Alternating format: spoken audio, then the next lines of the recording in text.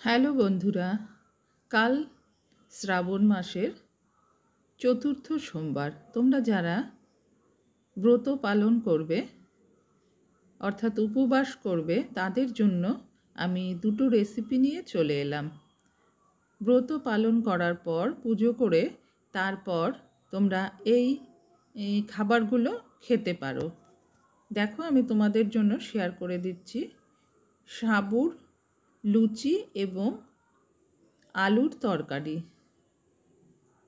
যদি তোমাদের এই রেসিপি এবং আমার ভিডিও ভালো লাগে তবে আমাকে কমেন্ট করে জানিও।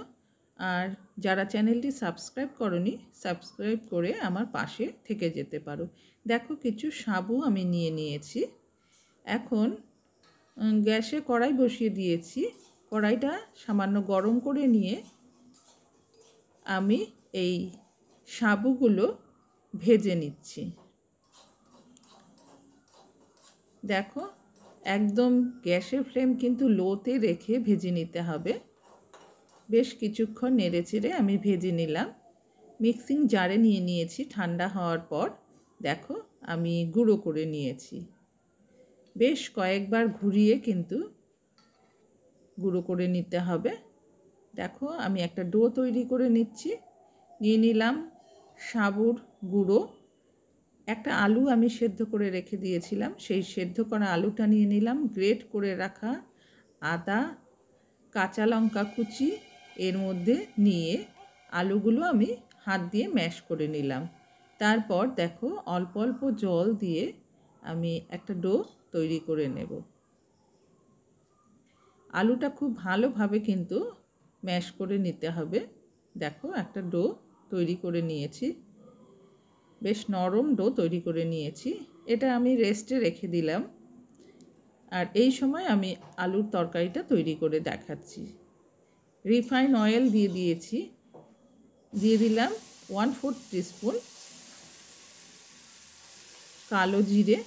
আর কিছু দুটো আলু আমি ছোট ছোট টুকরো করে কিউব করে কেটে রেখে দিয়েছিলাম, সেই আলু আমি দিয়ে দিলাম। দিয়ে দিয়েছি কাঁচা লঙ্কা। আমি নর্মাল নুন ইউজ করলাম, কিন্তু বন্ধুরা তোমরা কিন্তু সন্ধব লবণ সেটা ইউজ করবে। দিয়ে দিয়েছি হলুদ। আর আমি যে ডোটা তৈরি করেছি তাতেও আমি সামান্য নুন দিয়েছি। তোমরা অবশ্যই সন্ধব লবণ ইউজ করবে, কেননা এই নুন কিন্তু খাওয়া যায় না। উপোস করলে সন্ধব লবণটাই ইউজ করতে হয়। দেখো, নেড়ে চেড়ে নিয়ে আমি ঢেকে দিলাম। মোটামুটি 3-4 মিনিট আমি ঢাকা দিয়ে রান্না করেছি। দেখো, ঢাকা খুলে নিয়ে নেড়ে চেড়ে নিচ্ছি। 3-4 মিনিটে আমার বেশ অনেকটাই কিন্তু আলুগুলো সেদ্ধ হয়ে গেছে। দেখো, আমি কেটে দেখাচ্ছি, অনেকটাই সেদ্ধ হয়ে গেছে। আমি এর মধ্যে এবার দিয়ে দেব জল। দেখো, এই তরকারিতে কিন্তু কোনো রকম মশলা পড়বে না, জাস্ট কালো জিরে আর কাঁচা লঙ্কা। হলুদ ইউজ হবে। আর তোমরা যারা উপোস করবে তারা অবশ্যই সন্ধব লবণটা ইউজ করবে। দেখো, আমি জল দিয়ে ফুটিয়ে নিয়েছি। এবার মোটামুটি 2 মিনিট ফুটিয়ে নেওয়ার পর 2 থেকে 3 মিনিট আমি দেখো খুন্তি দিয়ে কিন্তু আলুগুলোকে একটু চেপে চেপে দিচ্ছি। এই আলুর তরকারিটা একটু গলা গলা হলে কিন্তু খেতে ভালো লাগে। দেখো, আবার হয়ে গেছে তরকারিটা, আমি বন্ধ করে দিচ্ছি। যে ডো আমি তৈরি করে রেখে দিয়েছিলাম, এবার দেখো আমি লুচি বেলে নেব। বেলনি চাকিতে কিন্তু দেখো আমি রিফাইন অয়েল নিয়েছি বাটিতে, খুব ভালো করে তেল মাখিয়ে নিচ্ছি। আর ডো থেকে অল্প অল্প নিয়ে আমি তেলের মধ্যে ডুবিয়ে ভালো করে হাত দিয়ে 2 হাতের মাঝখানে নিয়ে খুব ভালো করে ডো আমি মেখে নিলাম। মেখে নিয়ে গুটি তৈরি করে আবার কিন্তু তেলের মধ্যে ডুবিয়ে নিয়ে তারপর বেলে নিচ্ছি। দেখো বন্ধুরা, সাবুর লুচি কিন্তু আটা বা ময়দার লুচির মতো হয় না। বেলার সময় কিন্তু সাইডে দেখো ফেটে যাবে। আমি একটা বাটি নিয়ে নিয়েছি, বাটি নিয়ে কেটে নিচ্ছি। বন্ধুরা, তোমরাও কিন্তু এইরকম করবে। নর্মাল আটা বা ময়দার লুচির মতো সাবুর লুচি কিন্তু হবে না। দেখো একটা তৈরি করে নিয়েছি। ঠিক একই রকমভাবে আমি তেল মাখিয়ে নিয়েছি। আগে কিন্তু আমি ডো তৈরি করার সময় তেল দিইনি বন্ধুরা। এই যে এখন তেল দিয়ে আমি খুব ভালো করে আগে আমি মথে নিয়েছি, অল্প অল্প করে নিয়ে যে লুচিটা তৈরি করছি। এই যে দেখো ফেটে গেলেও কিন্তু কোনো চিন্তা নেই, তোমরা আবার লাগিয়ে দিয়ে বেলে নেবে, ঘুরিয়ে ঘুরিয়ে বেলে নেবে।